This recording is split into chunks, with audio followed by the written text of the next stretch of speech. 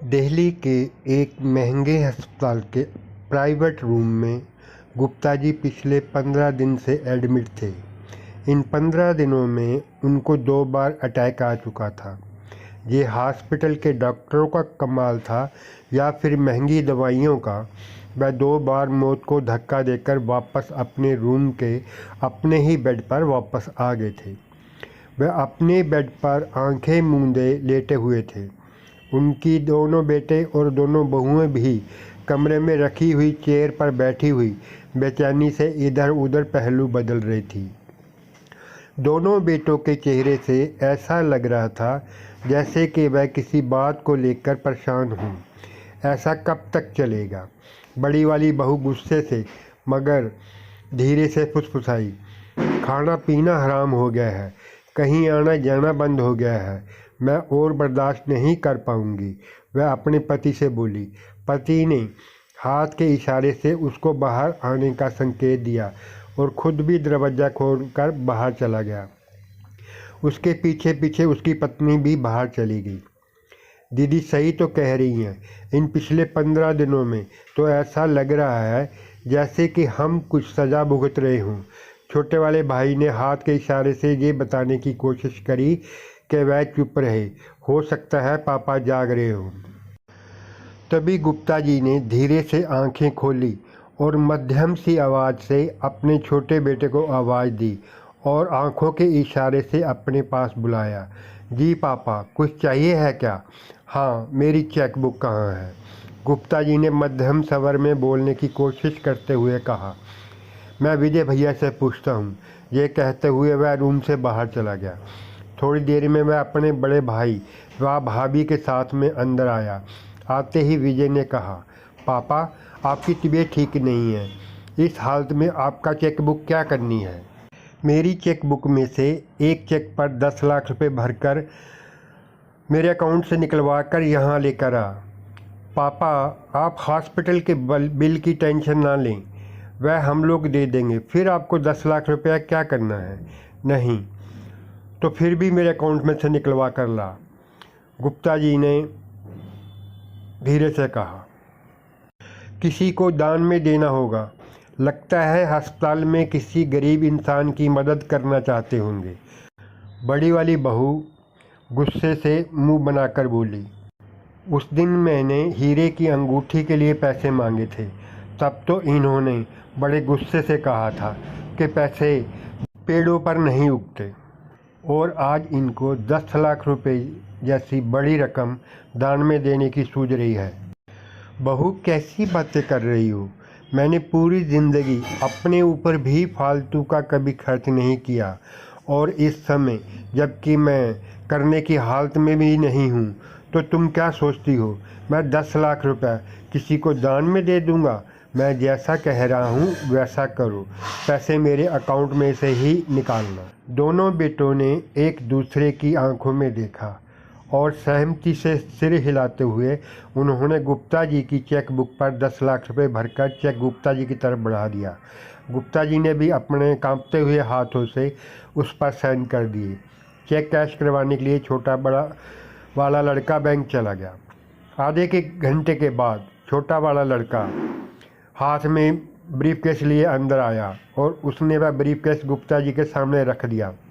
ये लो पापा, गुप्ता जी ने बड़े वाले बेटे को इशारे से और मध्यम स्वर में कहा। मुझको थोड़ा सीधा करके बिठा दो और मेरी पीठ के पीछे एक तकिया लगा दो। दोनों बेटों ने मिलकर ऐसा ही किया।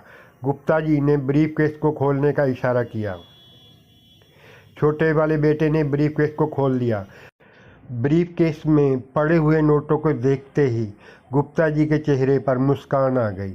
उन्होंने कांपते हुए हाथों से उन सभी नोटों को निकालकर अपने ऊपर बिछा लिया और उनको ऐसे सहलाने लगे जैसे कोई माँ अपने बच्चों को सहलाती है। 5-7 मिनट के बाद ऐसा करने के बाद उन्होंने अपने बड़े वाले बेटे से कहा, इन पैसों को या तो बैंक में जमा करवा देना या फिर जाती बार घर ले जाना। दोनों बेटों व बहुओं ने एक दूसरे की तरफ हैरानगी से देखा। ये सब क्या है पापा? इस काम के लिए आपने छोटे को बैंक भेजा था? क्या मतलब है इस बात का? गुप्ता जी ने हाथ के इशारे से उन सबको अपने पास बैठने का इशारा किया। मैं तुम्हें अपने बचपन की एक बात बताता हूँ, उसे ध्यान से सुनना। कहते हुए गुप्ता जी ने आंखें बंद कर ली। थोड़ी देर बाद वह मध्यम सी आवाज़ में बोले, ये बचपन की बात है। हम लोग एक मीडियम क्लास कॉलोनी में रहते थे। एक बार केनरा बैंक से कुछ लोग हमारे मोहल्ले में आए और मोहल्ले के लोगों को समझाया कि वह अपने छोटे बच्चों के नाम पर बैंक में अकाउंट खुलवाएं।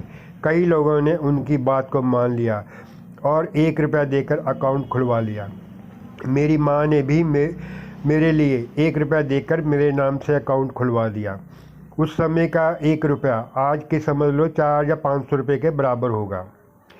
शाम को पापा घर में आए। माँ ने मेरे अकाउंट के बारे में पापा को बताया। पापा बहुत खुश हुए और उन्होंने अपनी जेब से 1 रुपया मेरे को और निकाल कर दिया और मेरी गुल्लक में डाल दिया। मेरे पापा ने साथ में मुझे एक सीख भी दी कि बेटा कि ये तुम्हारी पासबुक है, आज इसमें एक भी जीरो नहीं है, इसमें केवल 1 रुपया लिखा हुआ है। मैं चाहता हूँ तू पैसे को जोड़ना सीखे और धीरे धीरे इस 1 रुपये के आगे तू ढेर सारी जीरो लगा दे। पापा की ये बात मुझे बहुत अच्छी लगी और उस दिन से मुझे जो स्कूल जाते समय 10 पैसे मिला करते थे, मैं वह भी बैंक की गुल्लक में डाल दिया करता था। दूसरे लड़के लोग स्कूल के लंच टाइम में कभी कुछ कहते कभी कुछ खाते, मगर मैं खुश था कि मेरी गुल्लक में पैसे जमा हो रहे हैं।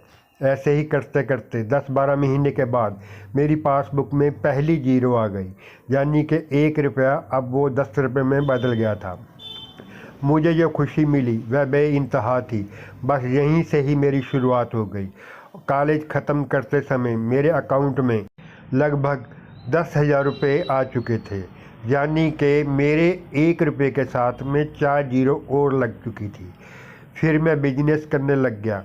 बिजनेस में पैसा खूब कमाया। फिर मेरी शादी भी हो गई। फिर आप लोगों का भी जन्म हो गया। जो मेरे माता पिता थे वो भी धीरे धीरे करके चले गए। मेरे बैंक अकाउंट में जीरोएं धीरे धीरे करके बढ़ती ही जा रही थी। पिछले महीने की बैंक स्टेटमेंट को मैंने देखा था, उसमें 3 करोड़ 28 लाख कुछ रुपए पड़े हुए थे। अब जबकि मैं पिछले 15 दिन से इस अस्पताल में हूँ और 2 बार अटैक का शिकार होकर आईसीयू में से होकर बाहर आया हूँ, तो ना जाने क्यों मेरे को एक बात का दुख लग रहा है, या यूँ कहूँ कि मैंने महसूस किया है कि आजकल जितने भी लेन देन होते हैं वह सब चेक से होते हैं और मैंने कभी भी अपने पैसों को लेकर अपने हाथ में लेकर छूकर नहीं देखा।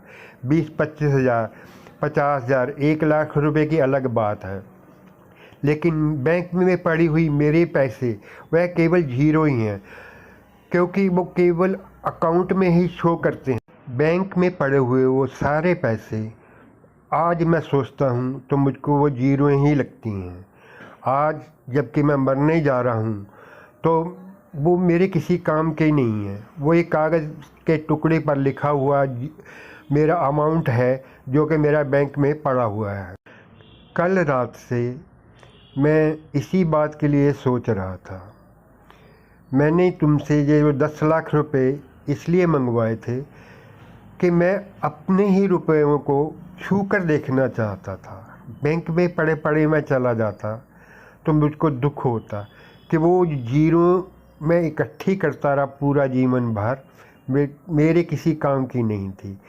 कल रात बेड पर लेटे लेटे मुझे ये ध्यान आया कि मैंने अपने पैसे को कभी छू कर भी नहीं देखा।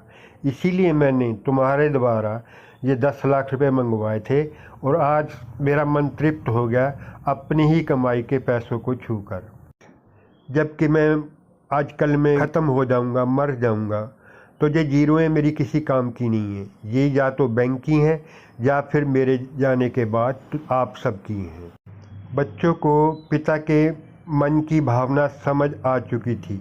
वह रात गुप्ता जी के चेहरे पर सोते समय एक मुस्कान थी। रात के किसी पहर में छोटा वाला बेटा जो साथ वाले बेड पर सो रहा था आते नहीं वह उठा और अपने पापा के बेड के पास गया। उसने छू कर देखा तो उसे घबराहट हुई। इस समय उसने बेड के साथ में लगी हुई घंटी को दबाया तो नर्स और डॉक्टर लोग भागते हुए आए। उन्होंने चेक किया तो डॉक्टर ने बड़ी मायूसी से कहा, अब कोई फ़ायदा नहीं, ये भगवान को प्यारे हो चुके हैं।